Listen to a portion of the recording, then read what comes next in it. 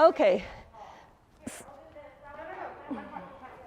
So last week you were seeing me demoing how I teach mark training, and it was coming from a place of not teaching you how to do mark training, but teaching you how to teach mark training, because this is an instructor course. So the talking I was doing was to give you an idea of what it takes to get people to understand that we're training from the inside out, because everything they're experiencing is the outside, right? And everything they think about, I just want my dog to sit, I want my dog to come when they're called. These are all external things.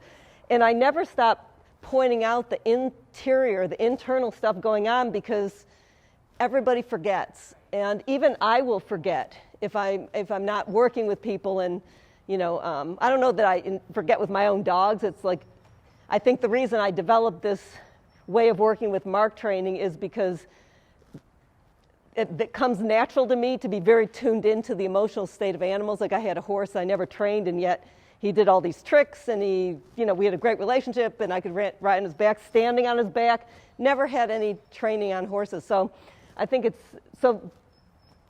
end of that. So this week is about you all getting a sense of training other people, like coaching other people and mark training. Because really, I think you'd agree that most of this is about training the people, like most of dog training is. And if we're as positive to the people as we are asking them to be about their dogs, they have a really positive experience. So I'm constantly pointing out everything they're doing right. And, like I will say good, good, good, even if everything is going wrong. And what I'm marking authentically from my heart is this effort they're making. They're there, they're present, they're trying. So just like with the dogs, I'm giving them encouragement. I think it's so important with the people to because they're on display. They feel watched. They don't know what they're doing. It's all confusing. We're saying doing this, do that, do the other thing, and they're like, ah. So this is just, we will make this up as we go along, and if it's not going well, we're going to shift gears. So somebody pick a topic, or if you have a question from last week, maybe we should start quickly with that, and then I have an idea for topic and then instructor training. Anybody have a? I'd just like to know, what's your bullet point, for why you would tell quickly a group of people with their pet dogs why they should care about teaching this to their dog? So what they'll understand is why teach your dog to put his 2 front feet on a mark. So we start with the thing that they can understand, that it's a simple behavior. It's comfortable for the dog. The rin tin tin pose is a thing your dog will offer out on a hike. It's not going to offer 2 on 2 off. It's going to do that. That it grounds the dog. It gives you a pause in training. It slows things down so that you can develop training mechanics. And there's an infinite number of things you can train moving forward using this simple skill. So I will then say it's like 1 + 1 = 2 for dogs. Anything complex we add to this that adds some stress, we can go back to it, and the dog can go, whew, I know this. So that would be my beginning point on it. Yes? Just from a very family, people who, the people who are beginning Puppy and Family Dog 1, some of them are literally in it because, it's like my husband said I had to train the dog if I wanted to get a dog. So they're literally going through the motions. Yeah. So I teach it as one of the 3 stationaries. So we have the sit on the platform. I'm sorry if I'm digressing from. No. I want to get it. I want to get all this. Yeah. To the obedience side. So one would be a sit on a platform. The second is a down on a mat, and then the third is these 2 feet on the mark. And I've been talking a lot about that it's really fun for them, especially puppies. It's super duper fun for puppies. And at the end of the very first class, they're doing it, and then they bring it down the next week, and most puppies are up on it. And so I can talk about sort of the joy and that they like it, and it's a really safe and secure place. It's like I know what I'm doing. So I talk a lot about that, and then I do talk about building duration. It helps to understand the concept of building duration on whatever building duration, whichever exercise or stand, sit down. And what's the other one? I do talk about the whole fetch thing, like it's better on their joints than doing fetch, you know, like if you're training to a mark bucket. And then the last is things like feeding.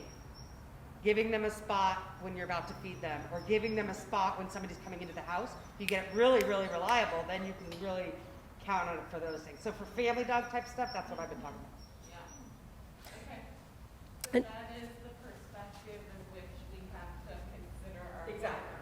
And like what? These are regular people. Yeah, but you know They what? don't care about any future They don't activities. Their behaving dog is doing nothing. Yeah, That's what they want. yeah, You know, and we know that that's not realistic, you know, we have to try to work to change the Right. way that they consider when Yeah. their dog is normal or behaving well, yeah. you know? Well, and nothing motivates people to train a rock solid sit stay and a recall than getting hooked on agility because you need it finally. I mean, so the best way you can get people to want to do these skills is to create a situation where they need them to be able to do the fun thing they want. So, you know, if all they do is let their dog off leash at a dog park that's completely fenced and the dog ignores them, it doesn't matter, there's nothing at stake, then they have no motivation to work on any of this. But, you know, so, I mean, I think, you know, even encouraging people to go over and watch a little bit of agility, you know, at the end of their first family dog, week 6, and go, hey, just, you know, stop over there and just see what is possible to do with dogs. And, you know, I mean, don't you find it's a motivator to be doing agility? Like you want to train the stuff so that you can do this thing. Yeah. Yeah, I think just realistically, there's a certain percentage that Yeah. it's just not going to happen. Yeah. They're literally here because they have to check it off the box. Yeah. Yeah. I think people want to, when they see their dog having fun or Yes. enjoying something, then they're like, oh, this is cool. Yeah. And when they see that themselves and their dog being successful. So Yeah.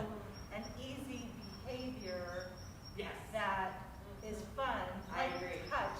I mean, you'll have to talk everybody into learning touch. Why are we doing this? Yeah. And then when they see how much fun they can have with their dog, Yep. then Yeah. No, I think that's true. That's what I think is the motivator for people in beginning puppy that I've seen when we're doing it. Yeah. because it's cute. It's cute. People love it. Yeah. They love it. Well, and even like just, you know, people are amazed that you can send a dog to go do something somewhere else.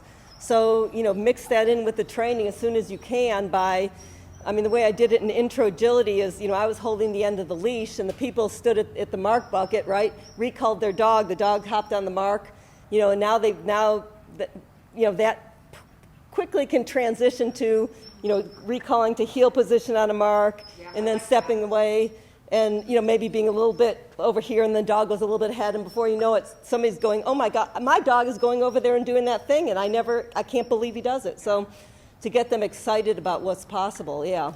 I did do sweep this morning. I did use it for, we warmed up and then we practiced doing, you know, find its behind and coming up onto it and just to get a nice straight line up.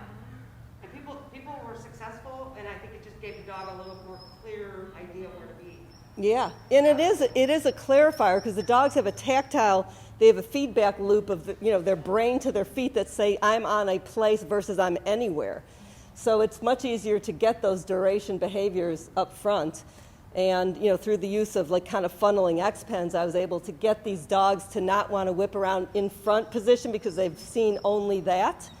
And to get them, through a series, by week 4, they were able to go through a tunnel and come to the handler in heel position and stay there while the handler, praise, good dog, and then put the treat down. So, yeah. And you're okay with the blending because then, the going and standing on it is different than the pivoting. We tend to mix them together, Yeah, the pivoting, the only benefit I see to teaching a dog to pivot on a mark is if you're teaching the dog to pivot towards you. I see it as counterproductive to create that you're both facing each other around a mark bucket. The dog is learning nothing but come in front and stand and face me, unless you're just trying to do physical therapy stuff. So any dog that's learned how to pivot like that, it is going to be hell to try to get the dog to weight shift towards you. You can bend their neck around and they're not going to want to do it because of this. You've already taught them that. So, I think I haven't been. I think what I did was I showed them at the beginning, like we start to explain their back end, and I literally showed them just like, oh, they moved a little bit, but then today we just went straight to the heel position Yeah. and using it that way, and still said the same idea of any movement on the back end market, just to start to get them moving. Okay. And is there Okay. is there any dog in here that's never pivoted? She hasn't. Your little guy? But he gets worried out here, so he's, he got his own special session because he wasn't. So if he's never pivoted, so I mean, the simplest way to get a dog to pivot, where you want them independently pivot is you just put the tree a little bit, the head moves, and then the feet, there's a weight shift, right? And you just shape it. I mean, we can do that here as one of these turns, or if people, would rather not see how you create that, from shaping by the placement of the reward, we don't have to go through that. But it is a really simple thing to capture with, I don't even go for movement, I go for any weight shift in any direction with those rear feet.